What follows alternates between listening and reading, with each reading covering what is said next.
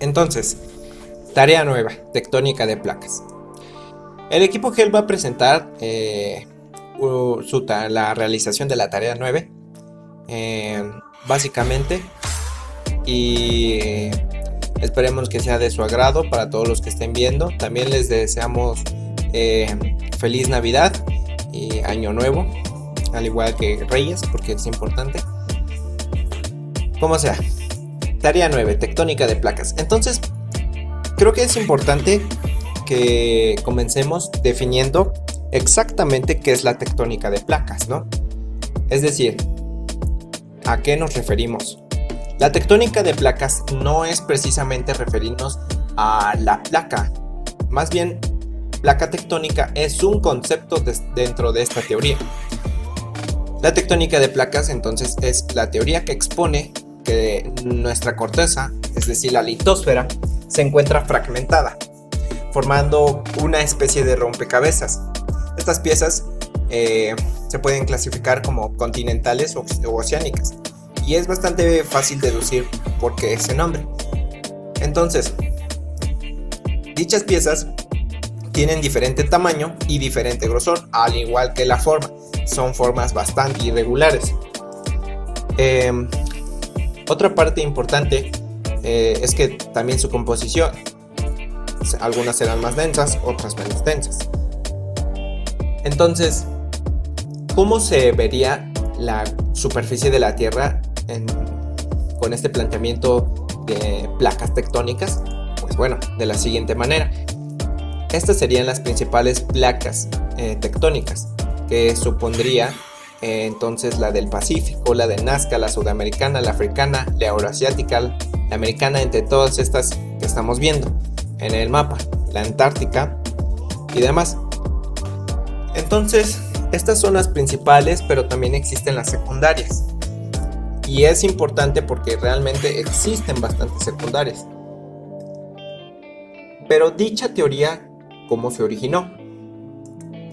La teoría de placas se originó a base de otras dos, que es la deriva continental y, si no mal recuerdo, la expansión del fondo oceánico. Entonces, la teoría surge inicialmente con los planteamientos de Alfred Wegener en 1915 sobre la teoría de la deriva continental.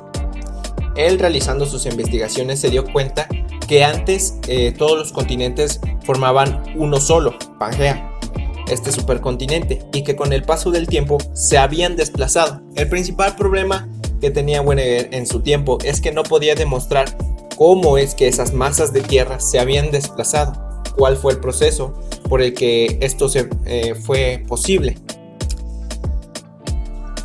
Más adelante, con las aportaciones de Harry y Hess, en 1960 propuso la teoría de la expansión del fondo oceánico.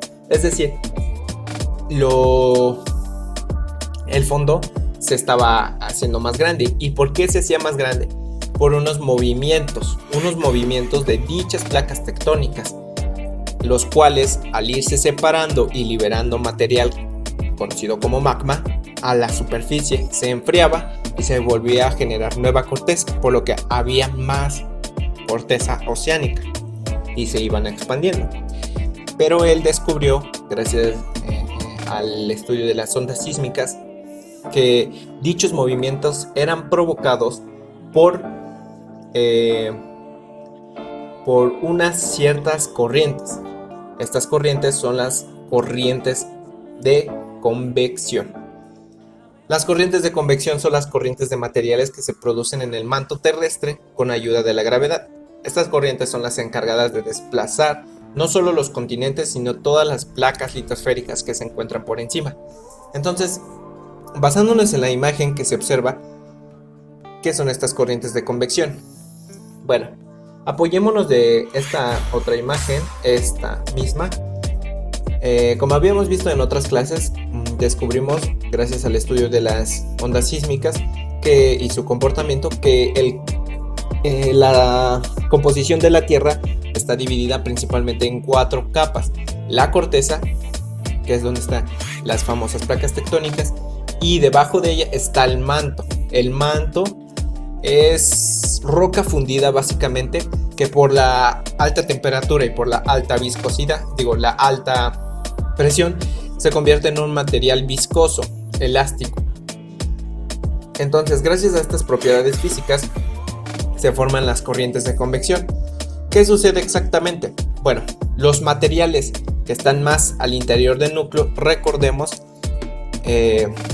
están más calientes. Y como están más calientes y menos densos, por lo que ascienden, mientras que los materiales más alejados están más calientes y más densos, es decir, más pesados, por lo que bajan nuevamente. Entonces, este movimiento del magma provoca ciertas fuerzas que a esta placa, que por lo que puedo observar, pues seguramente sea una placa oceánica y esta una placa continental, bueno, genera un movimiento rotacional, y bueno, eso provoca básicamente que se desplace por debajo, por lo que este sería un movimiento convergente. Pero aquí podemos observar la causa de uno divergente, cuando ambas fuerzas giran en el sentido contrario y comienzan a separar las placas, habiendo una ruptura de la corteza y liberación del magma que asciende. Cosa importante, bueno, esta corteza se hunde y llega ahora hacia el manto, y en el manto se funde nuevamente y se convierte en magma. Es casi un ciclo continuo, pero este magma pues antes no estaba ahí, esa materia no estaba ahí, por lo que la presión aumenta y puede generar vulcanismo o actividad sísmica en la placa continental, pero ya iremos viendo eso. Entonces, ¿cómo es que se mueven las placas tectónicas? Gracias a estas corrientes de convección y procesos físicos. Los materiales más calientes suben y los más fríos bajan. Los calientes más densos suben y terminan por bajar, y esto se vuelve en un ciclo. Ahora, tipos de placas tectónicas. Como estaba mencionando al principio, existen las continentales y las oceánicas. Con referencia a las placas tectónicas de tipo continental, se debe tomar en cuenta la información de los continentes y sus placas continentales, las cuales se conforman de la corteza continental. En otras palabras, las continentales son las que cubren un continente, o las que en su área se contiene un continente. Entonces podríamos encontrar la norteamericana, la sudamericana, la euroasiática, la africana, y aunque estos no son continentes, pues en la árabe, la australiana y la india, ¿no? Bueno, la australiana india, ¿no? Las oceánicas, pues es lo mismo, pero con los océanos, cubren océanos en su interior. Está la Pacífica, la de Nazca, la de Cocos, la de Filipinas. ¿Y por qué es importante esto? Básicamente porque las continentales son más gruesas que las oceánicas, pero las oceánicas son más densas que las continentales, por lo que en un movimiento convergente, es decir, cuando dos placas chocan, vamos a obtener lo que veíamos en la imagen anterior. La placa oceánica pasa por debajo de la continental.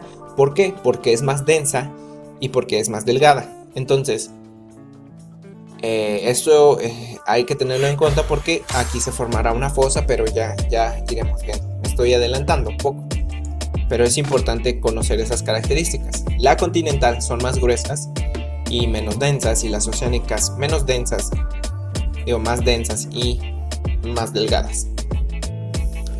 Normalmente las continentales tienen una densidad, un grosor de entre 40 hasta 70 kilómetros, y las oceánicas de entre 8 a 12 kilómetros. Entonces ahí se puede observar la diferencia en el grosor. Ahora, otro tipo de clasificación de las placas tectónicas, pues están las principales, las que les mostraba anteriormente, y todas las secundarias. Todas estas existen, y la mayoría de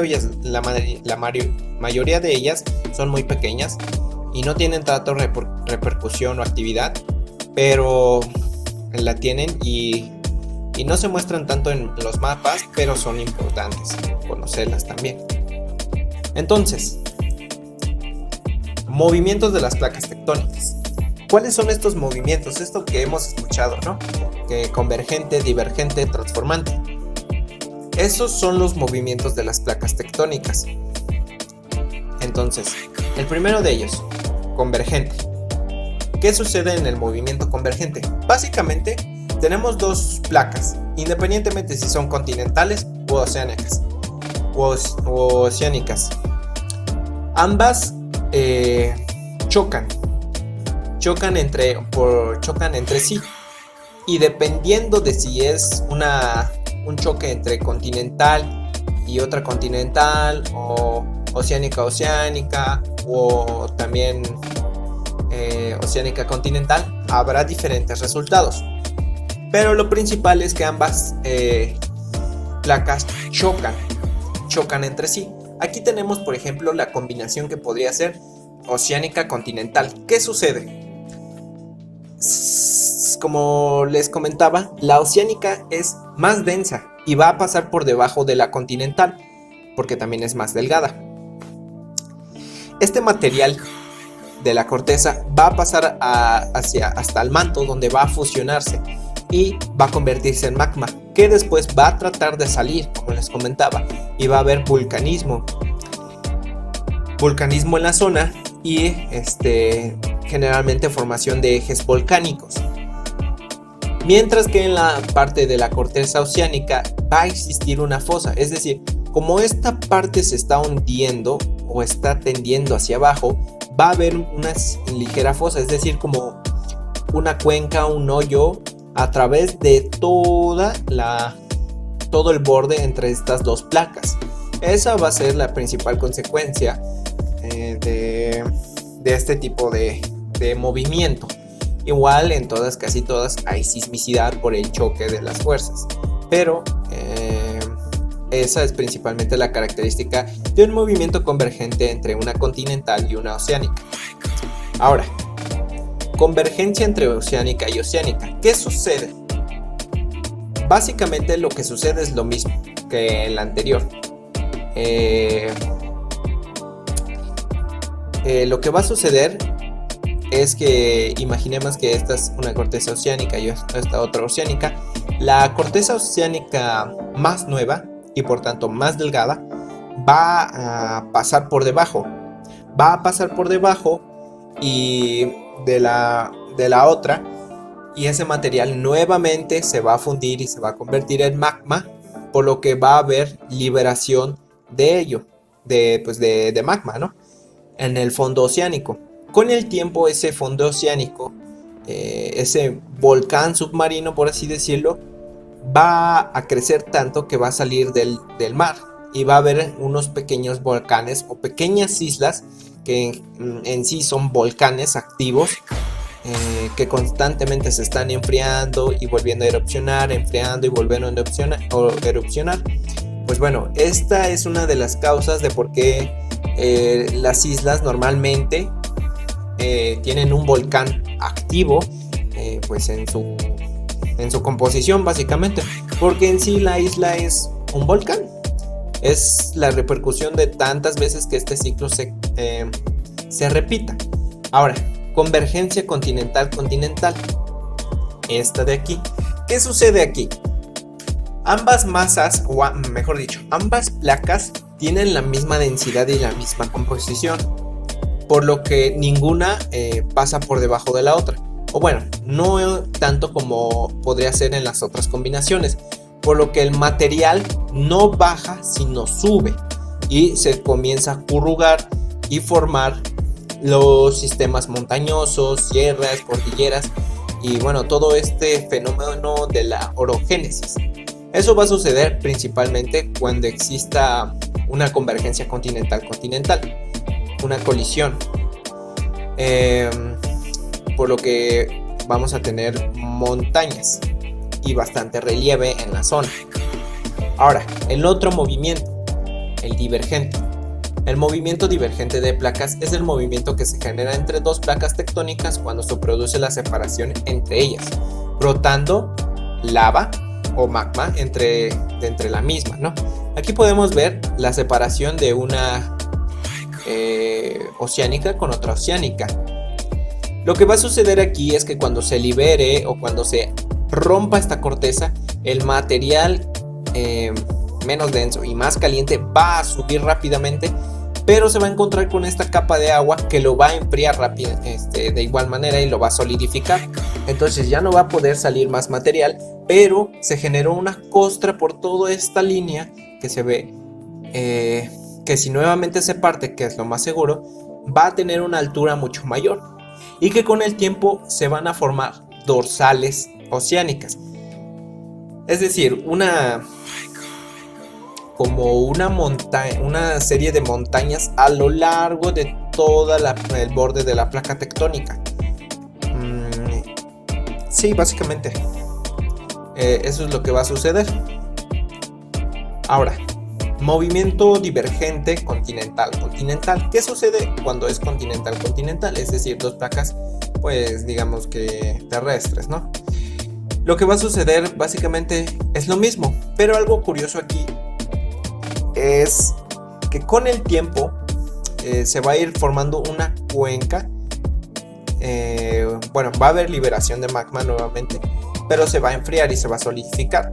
Pero se va a ir formando una cuenca, un hoyo, que con el ciclo del agua se va a formar en un río, podría ser, o un pequeño lago, o un mar, incluso. Pero esta razón es por la que los continentes se han estado separando y se fragmentaron en los 5 que hoy conocemos. Esta es la principal razón por la que la deriva continental se sustenta, ya que si avanzamos el tiempo muy rápido, hablamos de milenios y milenios, se va a ir formando un río cada vez más ancho o una cuenca cada vez más ancha, que se va a convertir en un mar y hasta al final en un océano. Se van a separar dos masas de tierras completamente. Ahora, el movimiento transformante. ¿Qué sucede con el movimiento transformante? El movimiento transformante tiene como principal característica la sismicidad. Es decir, aquí, como podemos ver en la imagen, no se crea orografía, es decir, no se crean montañas ni sistemas, ni tampoco se generan cuencas. Lo que sucede aquí es que hay un desplazamiento entre ambas placas, pero no chocan ni se separan, simplemente se deslizan. ¿Cuál es el problema? La alta sismicidad. Por lo general, donde existen movimientos transformantes, hay mucha sismicidad y constante de alta magnitud. Por lo que si es cerca de una costa, tendremos maremotos, y si es en un continente, tendremos terremotos. Bueno, en ambos tenemos terremotos, pero el terremoto en el océano producirá un tsunami o una ola muy grande. Entonces, una vez visto todos los movimientos, pasaremos a utilizar la herramienta de Google Earth para revisar ciertos casos y verlo de una manera más ilustrativa, estos movimientos y cuáles son sus consecuencias reales, porque al fin y al cabo todo esto lo sabemos, ya que realmente tienen consecuencias físicas. Es decir, hay separación, hay montañas, hay fosas como la fosa de las Marianas o la fosa que existe en Chile o Perú, los Andes, este gran relieve, por ejemplo, la famosa falla de San Andrés, que es un movimiento transformante muy famoso en donde hay alta sismicidad. Y bueno, pasaremos entonces a esta otra parte para continuar. Continuando con donde lo dejamos con la presentación, vamos a ver cómo es o cuáles son las consecuencias reales de lo que estuvimos hablando, de estos movimientos divergente, convergente y transformante. Entonces comenzaremos con los convergentes. Para ello vamos a utilizar esta herramienta conocida como Google Earth y algunos otros materiales de diferentes asociaciones para determinar esto de la actividad sísmica y las placas tectónicas y cuáles son sus repercusiones. Comenzaremos con los convergentes, y exactamente con los convergentes entre una placa oceánica como la Nazca y una placa continental como la sudamericana. Aquí tenemos la simbología, y esta es un borde convergente entre estas dos. ¿Qué va a suceder aquí? Aquí esta mancha negra es una fosa. Esta fosa se conoce como la fosa de Perú-Chile o la fosa de Atacama. Esta fosa tiene una profundidad máxima de 8 kilómetros, o bueno, 8.081 metros de profundidad. Entonces, recordando lo que habíamos visto sobre las convergencias o los movimientos convergentes, la placa oceánica está pasando por debajo de la continental, que en este caso es la sudamericana. Esto que provoca la formación de la fosa de la que estábamos hablando, que sí existe. Entonces, eso, bueno, por esa parte se ve comprobado. ¿Qué va a suceder? Toda esta corteza oceánica pasa por debajo, y como habíamos dicho, llega a un punto, o bueno, llega hasta el manto y se comienza a fundir y a convertir en magma, que posteriormente va a subir a la superficie, pero del lado de la sudamericana, por lo que va a haber un gran sistema de montañas, o bueno, un proceso de orogénesis, formación de relieve. En este caso, eso sucede, y de hecho de una forma bastante contundente. Nos podemos colocar de esta forma y observar un poco del relieve que existe en la zona. Exactamente así. Podemos observar todo el relieve de la zona. Esta es parte de la placa sudamericana. No estoy muy seguro de qué países son, pero diría que podría ser Chile, y pues bueno, de las que había mencionado de la fosa de Perú y Chile, seguramente. Incluso podría llegar a ser otro país, pero creo que podría ser sí, Perú, Chile. Sí, Perú, Chile. Bueno, son esos países básicamente. Y aquí yo marqué una ruta para que podamos observar realmente la magnitud de estas cordilleras, de este sistema del que estamos hablando. Esta ruta que tracé aquí la podemos ver de perfil para ver la elevación. Entonces vamos a colocarnos un poco así, tal que así, y una vista de perfil exactamente así. Entonces ya por aquí podemos ver que la altitud mínima son 2000 metros, más o menos 2200, más o menos la altitud de la Ciudad de México, pero la máxima son de 4000 metros. Entonces, comparándolo podemos ver que, bueno, van variando los valores, más o menos. Y bueno, mide 3000, 2500, sube. Y por aquí se encontrará seguramente esa altura máxima 2025, 4934 y demás, ¿no? Entonces aquí podemos ver cómo sí se cumple lo que habíamos dicho anteriormente, de que este tipo de bordes provoca una fosa y un sistema montañoso en la costa. Entonces podemos seguir desplazándonos. De hecho, por aquí hay más relieve. Esperemos a que cargue. Más formación de relieve, más montañas. Y bueno, básicamente eso vendrían a ser las consecuencias de la convergencia entre una continental y una oceánica. Ahora, ¿qué sucede en la convergencia entre una oceánica y otra oceánica? Lo que sucede, habíamos dicho, es la formación de pequeños volcanes, pero exactamente es la formación de islas. Por ejemplo, aquí Tenemos la placa oceánica del Pacífico y la placa,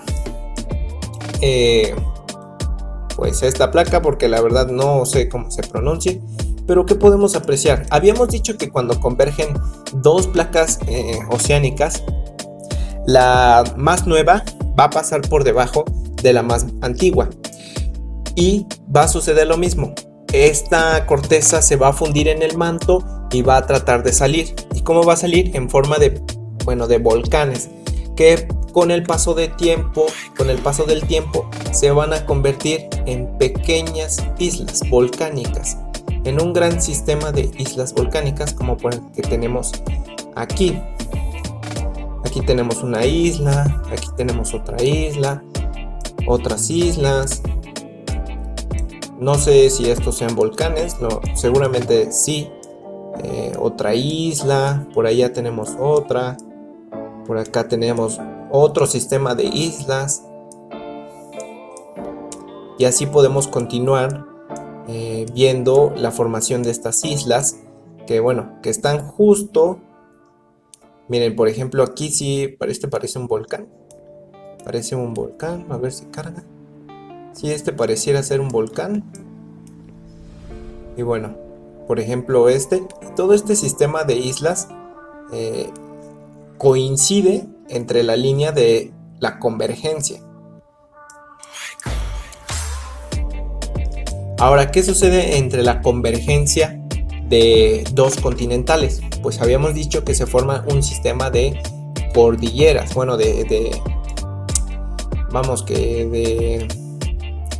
de montañas, ¿no?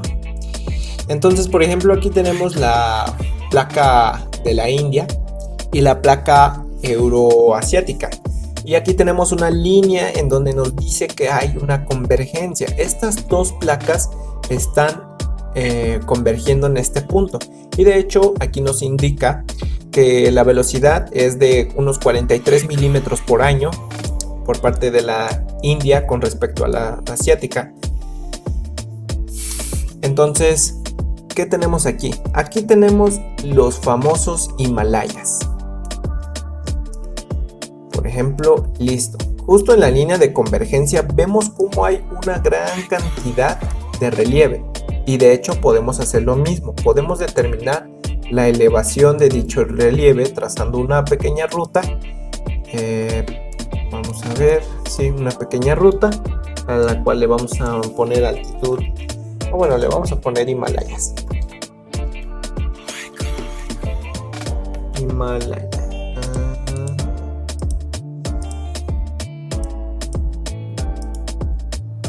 Sí, vamos a ponerle Himalayas. Entonces, los Himalayas, podemos ver a ver si podemos observar, mostrar perfil de elevación. Vemos como en este punto vemos que tiene una altitud mínima de 2886 y una máxima de 6000, todavía más grande que la que vimos al principio en el Sudamericana, los famosos Andes.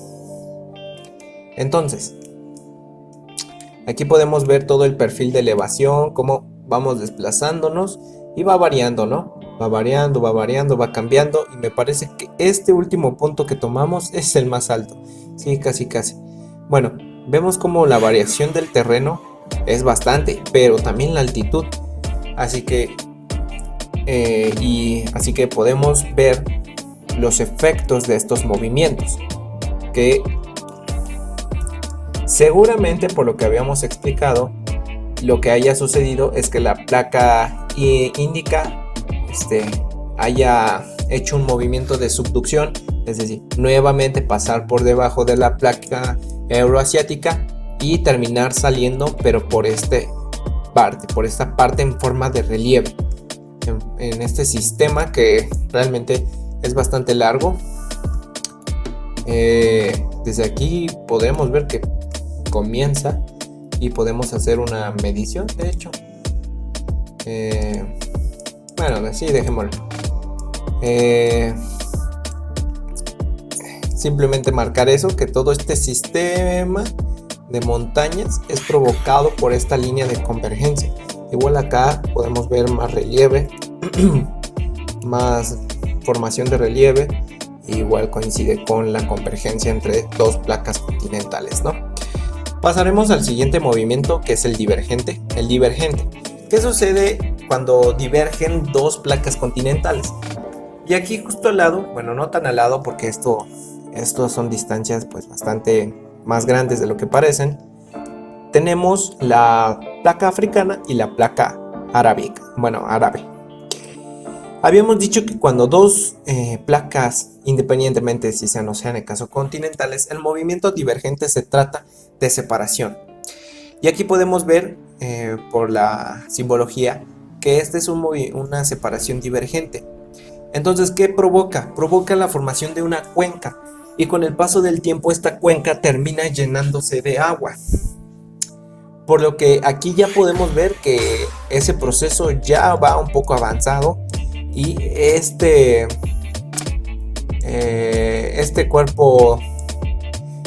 cuerpo marino pues ya se está formando a través de las dos placas y seguramente termine por separarse por completo y se forme un nuevo continente o demás, como lo que sucedió exactamente entre lo de Sudamérica y África, que Sudamérica encaja más o menos en esta parte de África, por lo que se separaron, y eso fue por un movimiento divergente entre estas dos placas tectónicas que con el paso del tiempo fue llenando esa separación. ¿Con qué? Con fondo oceánico. Es lo que habíamos comentado también. Entonces este es el resultado prácticamente final de lo que esto supone. Esta pequeña separación posiblemente tras millones de años se convierta en lo que tenemos acá. Entonces aquí tenemos la separación entre una continental como la africana y una otra continental como la árabe. Ahora, ¿qué pasa con el movimiento divergente entre dos oceánicas? Tenemos por aquí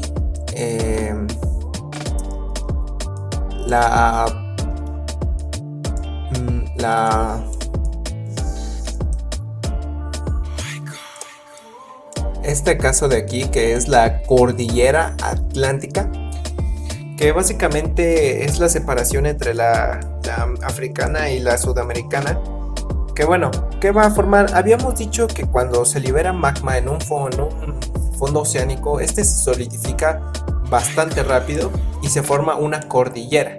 En este caso estamos hablando de la cordillera mesoatlántica, o bueno, la dorsal mesoatlántica, que mide aproximadamente unos 15.000 kilómetros y se extiende desde este punto,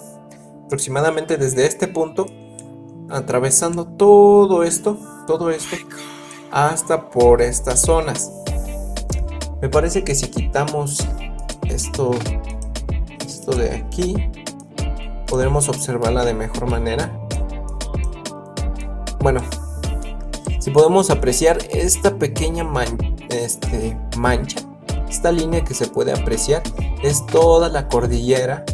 Toda esta de aquí es la cordillera, la dorsal mesoatlántica. Recordemos cómo se forma esta dorsal. Bueno, estas dos placas se comienzan a separar y escapa magma por la ruptura de la corteza. Se solidifica y con el paso del tiempo este va aumentando de altura. Va aumentando y se forma este pequeño relieve oceánico. Se puede ver por aquí.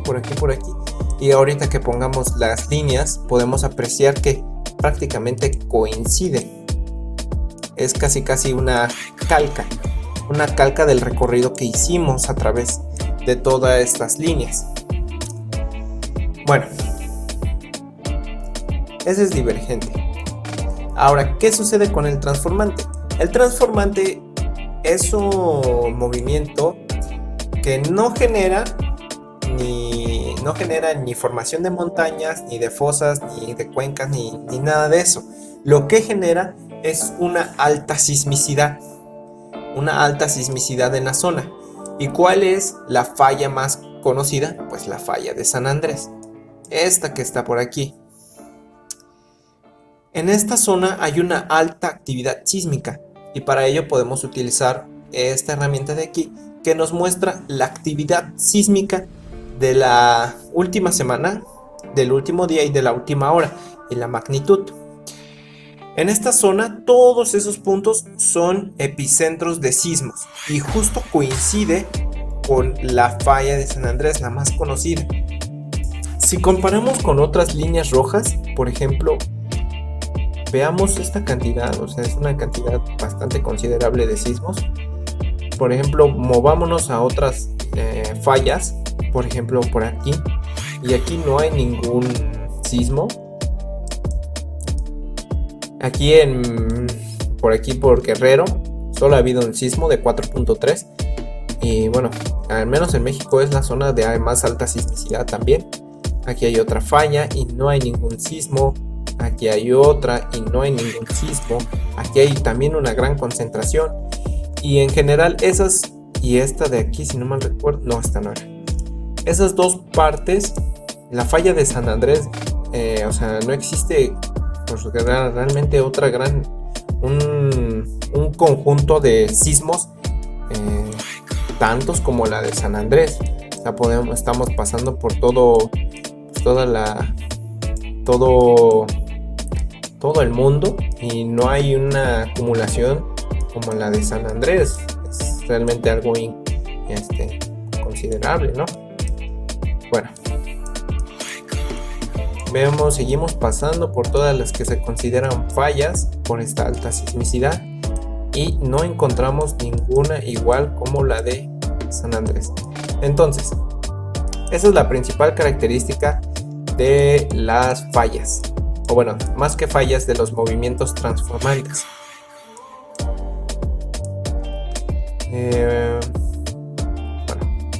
Regresemos al famoso San Andrés.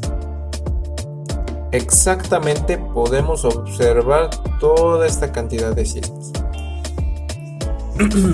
Y con esto terminamos esta parte de la actividad sísmica, tónica de placas, tipos de bordes y demás.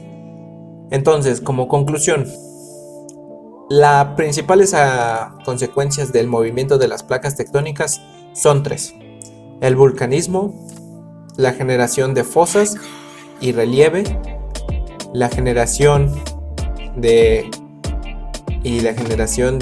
sismicidad.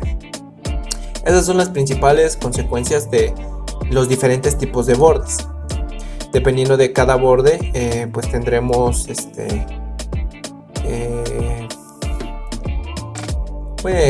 generación de cordilleras, y eso es lo que estaba comentando. Bueno, ya solo faltaría realizar lo que conlleva la conservación del momento lineal, que bueno, también con esta herramienta se puede realizar bastante fácil porque nos da la velocidad a la que se desplazan estas placas. Así que aquí termina esta parte y muchas gracias. Para la última parte de la tarea número 9, vamos a ver cómo es que podemos relacionar la conservación del momento lineal con las placas tectónicas, ¿no? Entonces,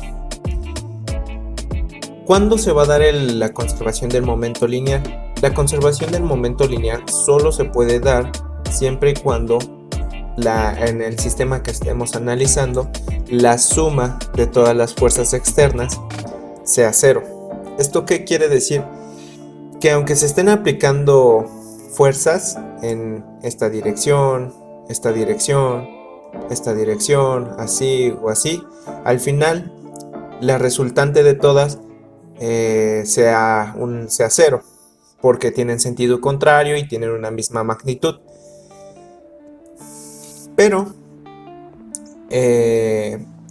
¿y esto qué significaría? Básicamente que aunque existan fuerzas externas, el cuerpo al que se le están aplicando no las va a notar, porque no va a haber un efecto en su cambio de estado de movimiento. Es decir, no va a cambiar su reposo, si es que está en reposo, o no va a acelerar su velocidad, porque de lo contrario entonces sí que existiría una fuerza que estuviera generando ese efecto de aceleración o ese cambio de su velocidad.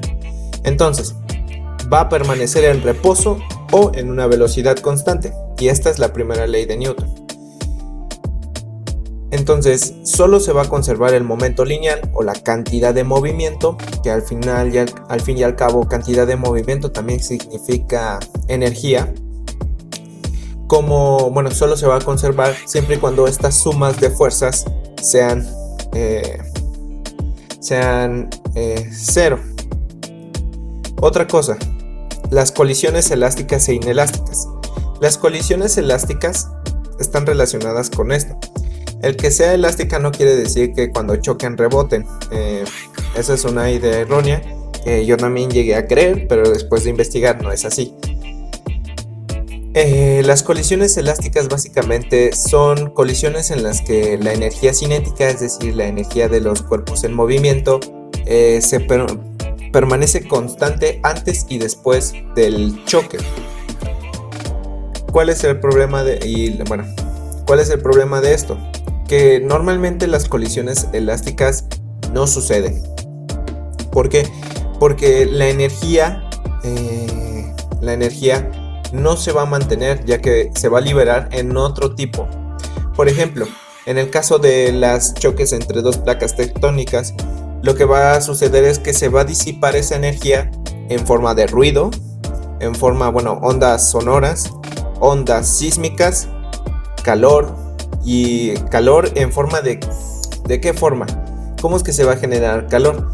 Cuando estas dos placas lleguen a chocar, lo que va a pasar es que, por ejemplo, la placa Nazca va a transmitir toda su energía cinética a nivel de las partículas, es decir, las partículas, los átomos, va a chocar con esta otra placa y las va a hacer vibrar a las otras, a las de la sudamericana, por ejemplo. Las va a hacer vibrar, y esta vibración es lo que se conoce como el calor, ¿sí? Entonces, esta vibración de las partículas son calor. Mientras más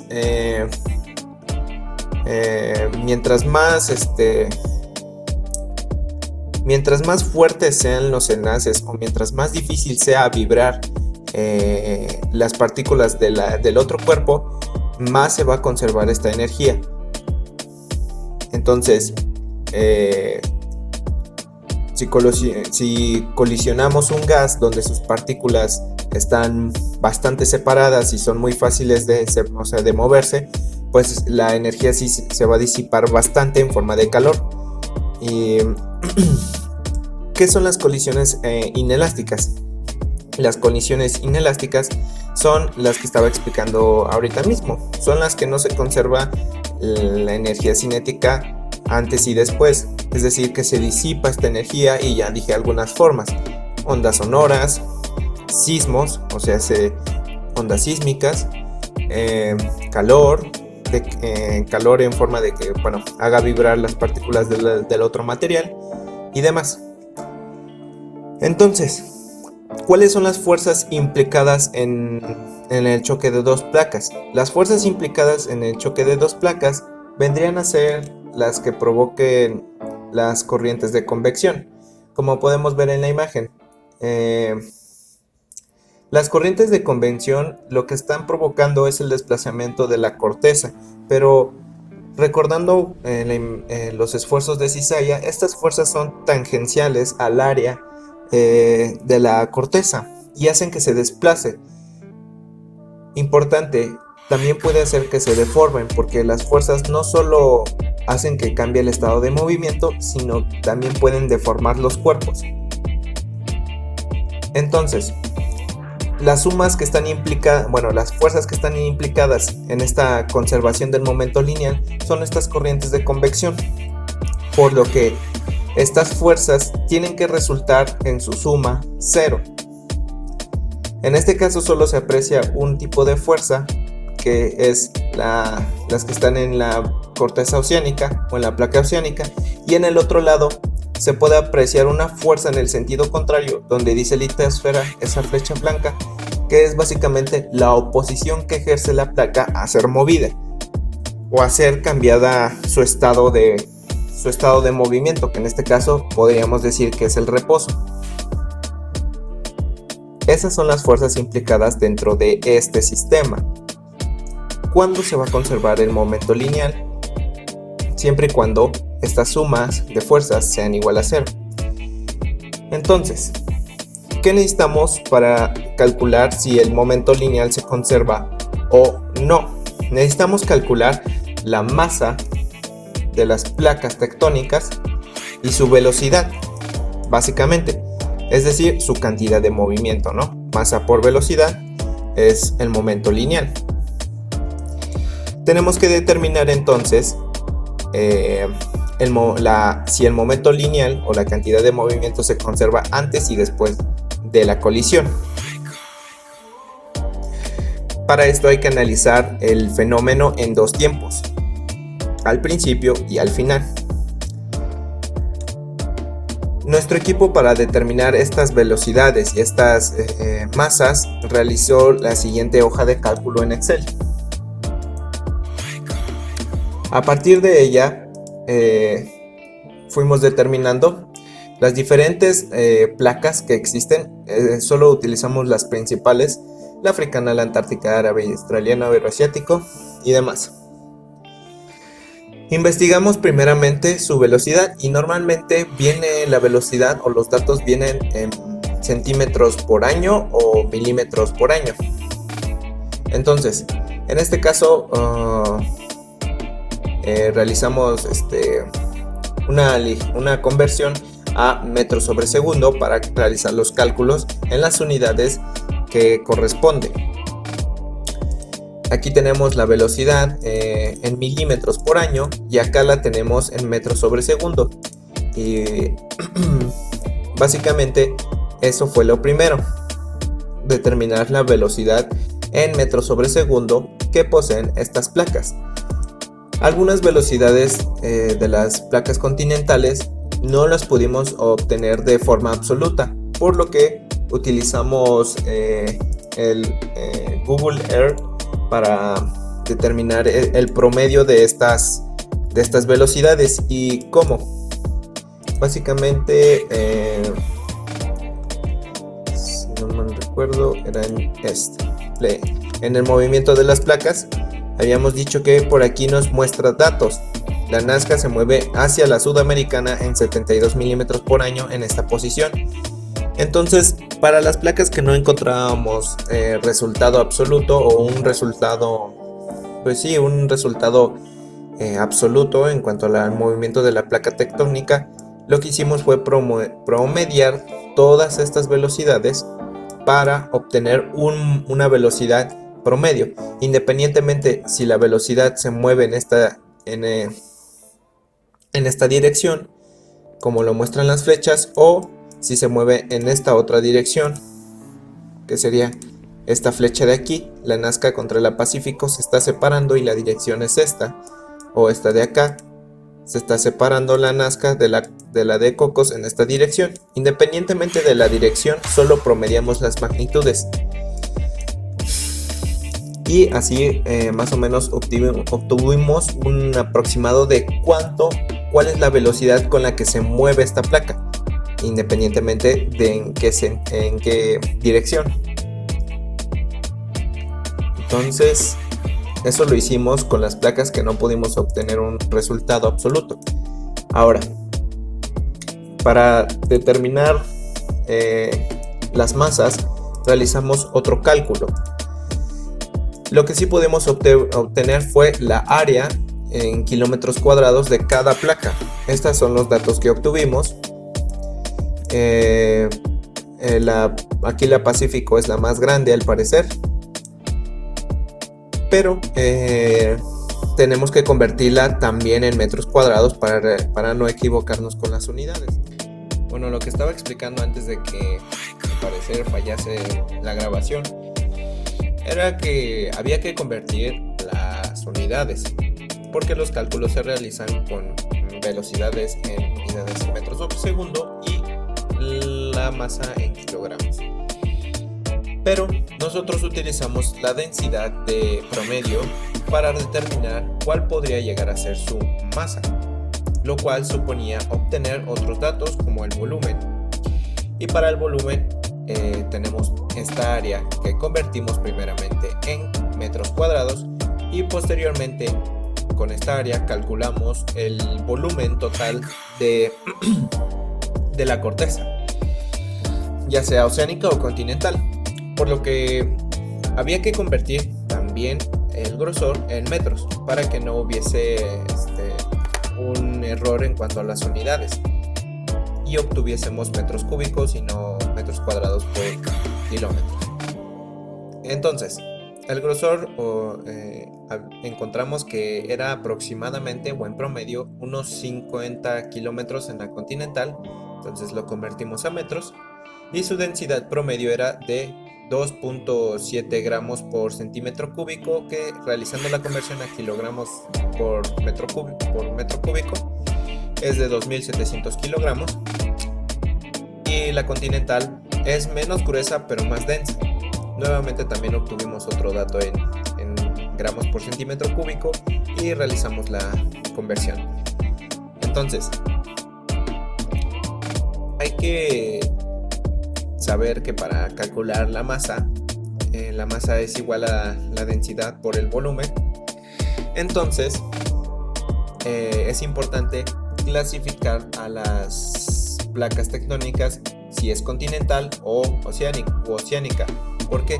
Porque vemos que los datos varían y las masas también. Entonces, en base a este criterio, tenemos que escoger de manera correcta los datos.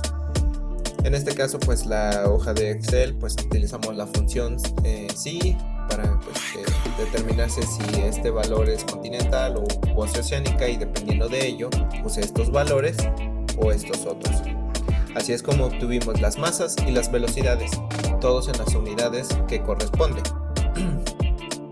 Pero lo importante, o al menos mi equipo considera, es que si bien estos datos son importantes para determinar la conservación del momento lineal, lo que resulta interesante o lo más aplicable de este concepto es lo siguiente.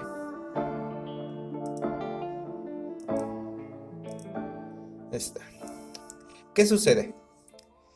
Realmente en las placas nunca va a haber una conservación del momento lineal. ¿Por qué? Porque esto básicamente es energía, y la energía en estos casos sí se conserva, pero no como movimiento, sino que se disipa en forma de calor, como habíamos dicho, ondas sísmicas, ondas sonoras y otro tipo de energías. Pero, ¿qué resulta interesante? Bueno, a eso vamos con esta otra imagen. Cuando las dos placas chocan o convergen, sería como analizar el fenómeno al principio. ¿Y qué sucedería en un mundo, en una situación en donde esta energía en forma de movimiento no se disipase? Sucedería de alguna forma lo que sucede en la vida real, pero de menor manera. Chocan y luego se van a separar. Eso es lo que sucedería si no se disipasen las energías. Pero ¿qué sucede por esta disipación de energía? Pues que no se terminan de separar, y lo que sucede es que esa energía que debería transferirse a la continental, por ejemplo, a la corteza continental, para que se desplazase hacia el otro sentido, no se desplaza, porque esa energía que necesitaríamos para moverla se disipa en forma de ondas sísmicas, calor y sonido, ¿no? Principalmente. Entonces, se queda, no se mueve, pero si llegase a mover, entonces tendríamos el otro efecto, que es la divergencia. Entonces podría ser que chocasen dos placas y después convergieran y luego divergieran. sí, bueno, que primero converjan y luego se separen. Por lo que entonces podríamos suponer o plantear que todos los movimientos divergentes en realidad en el pasado fueron un movimiento convergente, y como consecuencia de ese movimiento convergente se produjo un movimiento divergente que comenzase a desplazar las placas tectónicas. Entonces regresemos a esta otra escena. Entonces, básicamente esta teoría plantea que todo esto es un rompecabezas, ¿no? ¿Y qué pasa si, por ejemplo, aquí chocan? Si aquí chocan, quiere decir que acá se separan. Si acá se separan, quiere decir que acá chocan. Y si chocan aquí, quiere decir que esta placa se desplaza en esta dirección y choca con esta otra placa, y esta placa choca con esta, bueno, puede ser que choque o que se permanezca inmóvil y demás. Es como lo que estábamos observando en los sismos. Puede ser que un sismo se produzca aquí, pero hay repercusiones al otro lado del mundo, y es que todo esto es un sistema completo. Lo que suceda en Japón va a tener repercusiones de lo que suceda en México, por ejemplo. Entonces, eso es producto o fenómeno de la conservación del momento lineal, que de cierta forma no se conserva, pero sí que se puede llegar a mantener. Es decir, podemos decir que esta placa se mueve a una velocidad de, digamos, esta placa se mueve a una velocidad de 20 milímetros, ¿no? Que podríamos determinarlo con la otra tabla, pero el chiste no nos parece eso, sino más bien el entender de cómo es que podrían generarse estos movimientos. ¿Por qué? Porque si dijimos que las fuerzas, que son las corrientes de convección, las corrientes de convección siempre son cero, o la suma total es cero, quiere decir que en realidad nunca cambia la velocidad de las placas, por lo que simplemente si se siguen desplazando es porque se conserva el momento lineal. Es decir, si aquí chocan y chocan a 20 milímetros, pues se van a regresar a 19.999 milímetros en el sentido contrario, y esa energía poco a poco se va perdiendo, pero llega un punto en donde nuevamente surge otra corriente de convección y vuelven a retomar esa energía y otra vez chocan. Es como si rebotasen, chocan, rebota, como si siempre estuviese vibrando, sí, de cierta forma, vibrando, choca y demás. Y va a llegar a un punto en donde esa energía se termine porque no se conserva al 100%, se disipa en forma de ondas sísmicas y tal. Pero nuevamente volverá a tomar esa velocidad por consecuencia de las fuerzas de las fuerzas que provocan las corrientes de convección.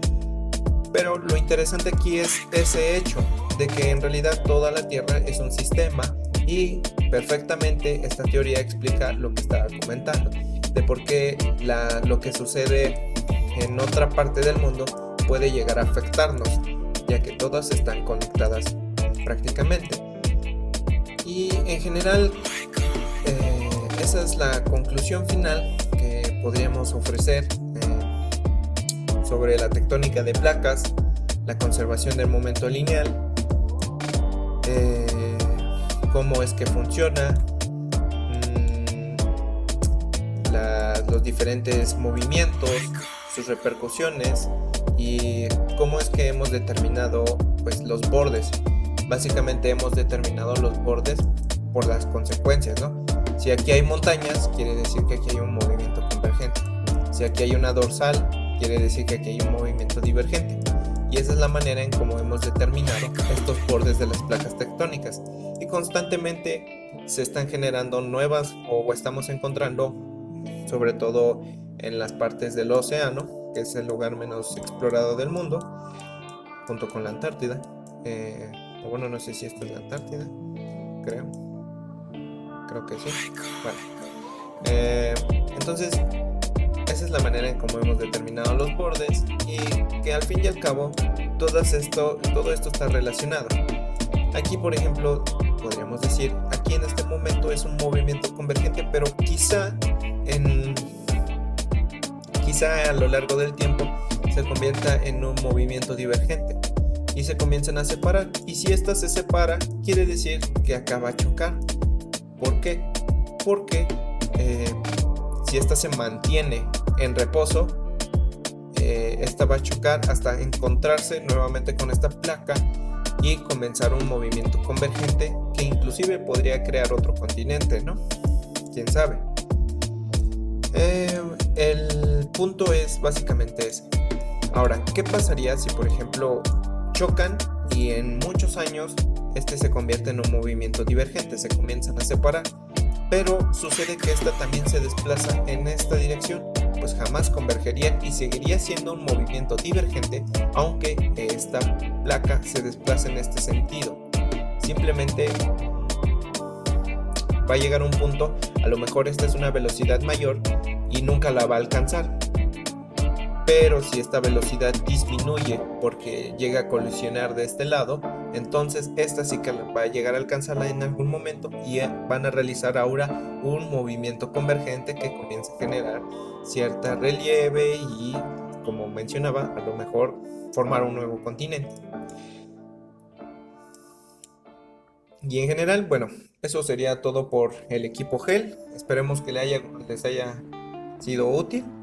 Creo que se alargó demasiado la presentación de la tarea, pero esperemos que todo haya salido bien esta vez, que no se haya cortado la grabación, que el audio esté bien y tal.